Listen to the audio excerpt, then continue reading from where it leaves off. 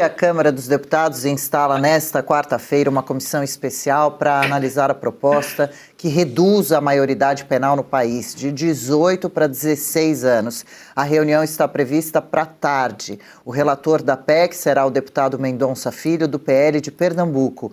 A comissão vai definir o cronograma de debates e audiências antes da votação do parecer. A expectativa é que o relatório seja apresentado somente depois das eleições, provavelmente em novembro. A proposta já teve admissibilidade aprovada pela Comissão de Constituição e Justiça por 44 votos a 18, uma boa diferença. Se for aprovada na comissão especial também, a PEC ainda precisa de pelo menos 308 votos na Câmara em 2 turnos antes de seguir para análise do Senado. Ludmila Lins Grilo como juíza. Claro, é uma discussão que ainda vai levar um certo tempo, mas importantíssima para o país. O que é preciso levar em conta nessa discussão, observar com cuidado? A questão da maioridade penal é uma das pautas da segurança pública que vão bombar nessas eleições de 2026. Já estão bombando, né? Tem a questão da misoginia, que eu não sei se eles vão levar para frente esse ano, embora a esquerda fique tentando. Eles sabem, né? Pelo menos os candidatos, né? Quem está concorrendo sabe que essa é uma pauta que mexe um pouquinho ali com os brios do pessoal do centro, do pessoal da Faria Lima. Todo mundo já percebeu que é uma pauta que visa a persecução dos opositores, dos inimigos, não é necessariamente para beneficiar a mulher. Agora, a PEC da redução da maioridade penal, essa aí já é uma pauta mais propositiva, já tende a obter um resultado realmente positivo para a sociedade, e só quem grita contra isso é a esquerda, é o esquerdista mesmo, aquele alucinado. A pessoa minimamente ali com as ideias no lugar vai entender que essa pauta ela é urgente para o Brasil. E a gente sabe que hoje em dia, muitos adolescentes ali, que estão beirando ali quase os 18, um pouco antes de chegar aos 18, eles são usados com muita frequência pelo tráfico de drogas, especialmente para atuar como aviãozinho. Então eles carregam pequenas quantidades de droga para que eles não sejam pegos, e se forem pegos eles dizem que são usuários, e no risco de serem considerados traficantes, nada acontecerá com eles, no máximo estourando uma internação de 3 anos. Então, com isso, a gente vai ter espera-se uma redução na criminalidade, ou vai dificultar muitíssimo esses traficantes, esses menores, a continuarem atuando dessa forma, e a consequência é, sem dúvida, no mínimo a redução da criminalidade, no mínimo a responsabilização dessas pessoas que já sabem perfeitamente o que querem. Aliás, o número 16 é um número contado para o voto. Ou seja, o eleitor pode votar aos 16 anos. Então não faz o menor sentido que ele não possa ser criminalizado aos 16 anos. Essa é uma conta que não fecha. Então é ou 18 anos para tudo, inclusive para o voto, ou 16 anos para tudo. O que não pode é ficar nessa esquizofrenia legislativa, colocando um número para uma questão eleitoral e outro número para a questão penal. Então essa pauta ela precisa avançar. Alguns anos atrás, ninguém nem cogitava isso, então a janela de Overton já se moveu um pouco. Hoje em dia, isso já é considerado com seriedade no debate público. Então, pelo menos vencemos essa barreira de pelo menos conseguir colocar isso seriamente no debate. Agora é seguir o rumo e continuar batalhando para que isso seja uma realidade no futuro. É isso aí, Geisiane Freitas, são jovens, quase crianças de 14, 15, 16 anos que cometem crimes bárbaros, infelizmente. Como você rebate ou concorda com o discurso que diz que são vítimas da sociedade, não tiveram educação e família, não cresceram com amor e dentro de um lar estruturado, por exemplo? Então, Dri, eu acho 16 ainda pouco, por mim tranquilamente para 14 anos, porque essa questão da idade, ela tem muito mais relação justamente com esse cenário todo. Primeiro que eu acho que não justifica o contexto do local onde nasceu e tal, pelo menos não sozinho, tem também ali a própria disposição da pessoa em se vender ou não para a criminalidade, porque se fosse assim seria uma conta exata, toda pessoa que nascesse na favela, por exemplo, com crime organizado ali em volta, ela seria bandida, enfim, ladra e assim por diante. Então, a conta não é tão exata assim. Tem um pouco da própria questão ali da disponibilidade que a pessoa está para entrar para a vida do crime ou não. E aí a gente pode analisar essas questões da vida do crime. Isso é vendido por meio dessa cultura de favela, que inclusive é bastante disseminada pelo pessoal da esquerda, como uma boa coisa, né? Então, tá tudo bem ter esse estilo do favelado, tá tudo bem essa criminalidade, o capitalismo, na verdade, que é o malvado dessa conta toda. É como se a criminalidade fosse uma espécie de justiça social feita com as próprias mãos para justificar a barbaridade do crime. Então, é essa mentalidade que se cria ali nessas comunidades, nessas favelas e ali dentro desse crime organizado. Essa questão da idade, ela é difícil porque é isso, você pegar uma pessoa de 14 anos que cresceu em cima desse contexto, que aprendeu desde muito jovem a ser o malandrão da história, e você pegar uma pessoa de 14 anos que vem, sei lá, do homeschooling, por exemplo, que vem de um lar ali que está bem focado em virtudes, em moralidade, certamente o grau de inocência é diferente de um para o outro, é certamente isso. Então, essa questão da idade, ela é bem difícil por essa razão, né? Você colocar somente na conta da idade. Mas sou completamente a favor, você tem sim que reduzir, principalmente por uma questão de voto. Se a pessoa pode votar, significa que ela pode ter a responsabilidade, então, de responder aos crimes. A gente sabe também que o modo de funcionamento do crime organizado é recrutar esses jovens, porque como eles não vão ali, né, são presos, eles são apreendidos, até o termo é diferente. Então, eles recrutam esse pessoal mais novo para fazer ali o grosso, digamos assim, do crime, são aviãozinhos, enfim, assim por diante. E aí, você só faz uma espécie de escola do crime, né, com essas pessoas mais novas. E é sempre importante lembrar, tem casos bárbaros aqui, inclusive um caso a gente nem pode mencionar o nome do criminoso, porque ele processa as pessoas, esse é o Brasil.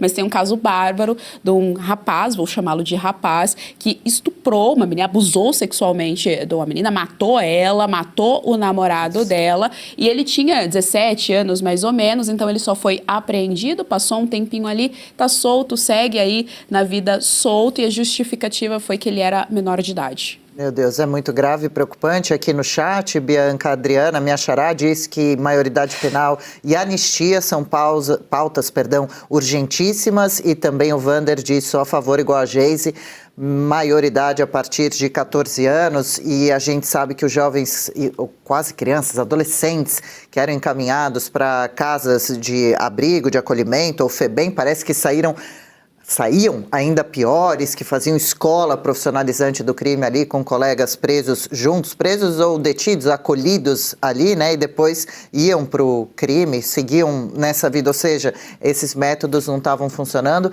E a gente sabe também que é uma questão que esbarra demais no assunto educação, base.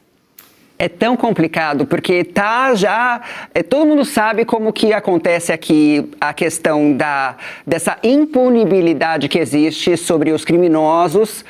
É muito sério que a pessoa vai para um lugar onde deveria aprender, né, a lição e deveria contribuir com a sociedade, deveria fazer coisas pelas quais inclusive as vítimas, né, pudessem de alguma forma receber um tipo de consolo, não é bem aquela questão de não vai ter o familiar de volta, ou mesmo não vai ter de volta a integridade emocional, mental, depois de passar pela mão dos criminosos. Agora, você vê, e ainda assim, a esquerda não quer que haja a questão, né, das facções, como nos presídios. Afinal de contas, as pessoas vão para os presídios e ali aprendem, é uma escola do crime, né? Mas agora falando até sobre essa questão dos adolescentes, dos jovens, o Brasil ele ainda está muito, mas muito atrasado na minha forma de enxergar, porque em diversos outros países e ao redor do mundo, gente,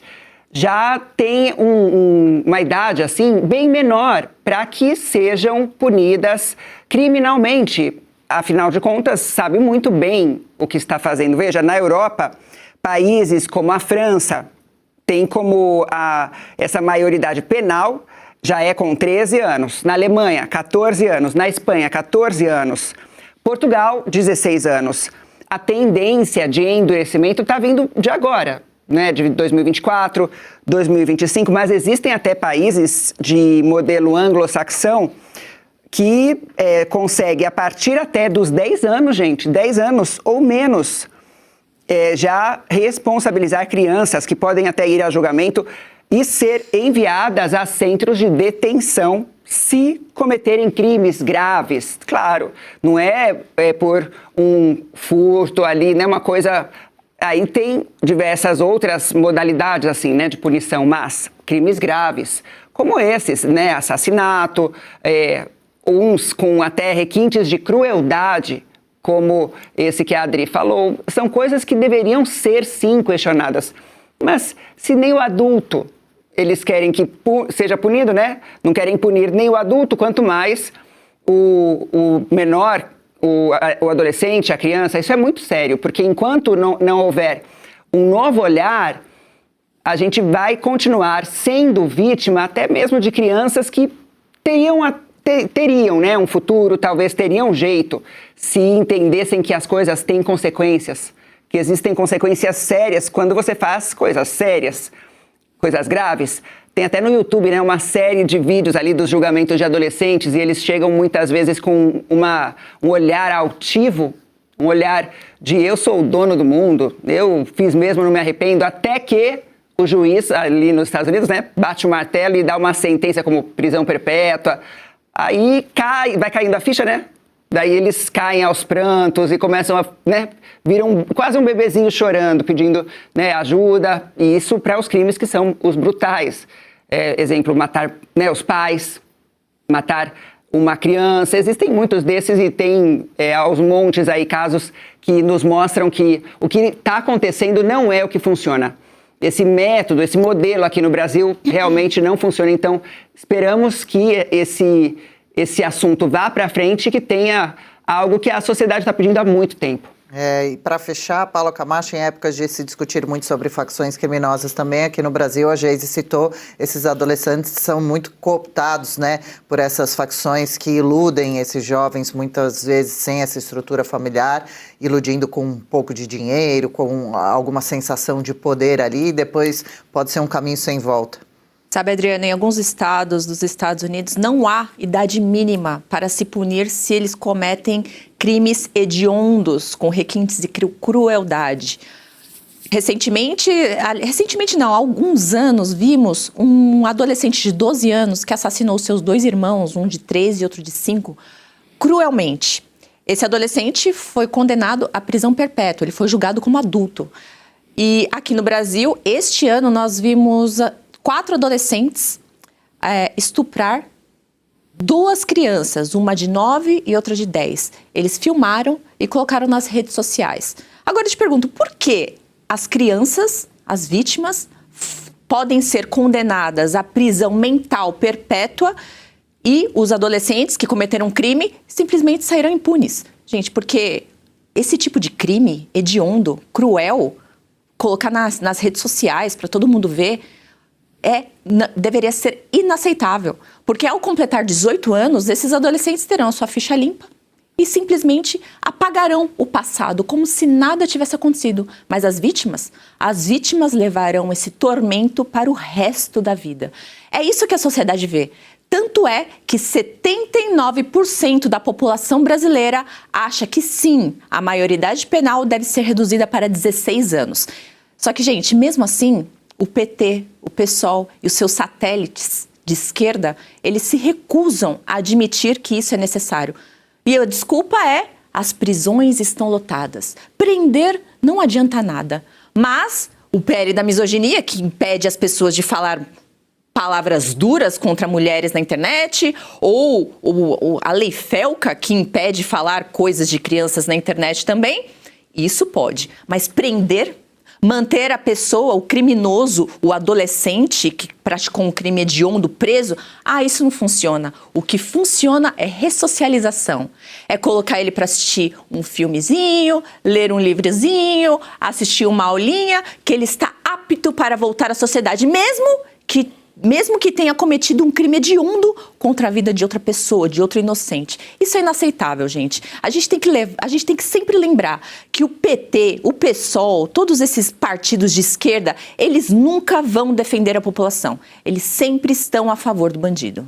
Red Silver, as panelas mais vendidas do Brasil e não precisa de óleo. Preste atenção nas imagens, daqui a pouco eu volto com uma super promoção. As panelas Red Silver são a solução para o seu dia a dia, porque fazem todo tipo de comida de uma forma mais saudável e sem usar nenhum tipo de óleo. Revestida com material antiaderente, ultra resistente que não gruda, promove um deslizar dos alimentos e não solta resíduos. São sofisticadas, leves, fortes e possuem um design elegante. A combinação perfeita para a sua cozinha. Red Silver é zero gordura, zero óleo, muita tecnologia e vai em todos os tipos de fogões. E o menor preço do Brasil. Atenção, porque o kit completo, kit família, você vai levar por 12 parcelinhas de R$ 72,25. E não para por aí, hein? Você ainda ganha de presente este jogo de facas de aço inox, revestimento Red Silver e corte preciso.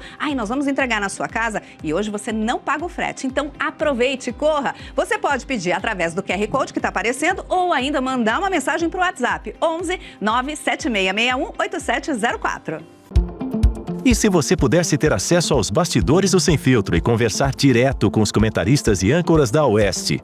Agora, isso é possível com o Clube de Membros do nosso canal no YouTube. O clube foi criado para quem quer dar um passo além e fazer parte de uma comunidade exclusiva. São 3 níveis de assinatura, pensados para aproximar você da nossa equipe. No plano apoiador, você ganha destaque no chat, figurinhas personalizadas e acesso a publicações exclusivas na comunidade do canal. Quer estar ainda mais perto da Oeste? Nos níveis Engajado e VIP, nós liberamos acesso às lives fechadas com nossos apresentadores e comentaristas, nas modalidades mensal ou semanal. Você também participa de sorteios de livros e produtos da Oeste, além de acesso antecipado a vídeos e a uma visão direta dos bastidores do programa Oeste Sem Filtro. Faça parte do nosso clube de membros e tenha acesso a lives exclusivas comigo e com todo o time da Oeste. Se você acredita na importância de um jornalismo livre, independente e comprometido com os fatos, clique agora no botão Seja Membro e conheça todos os detalhes e vantagens de cada plano.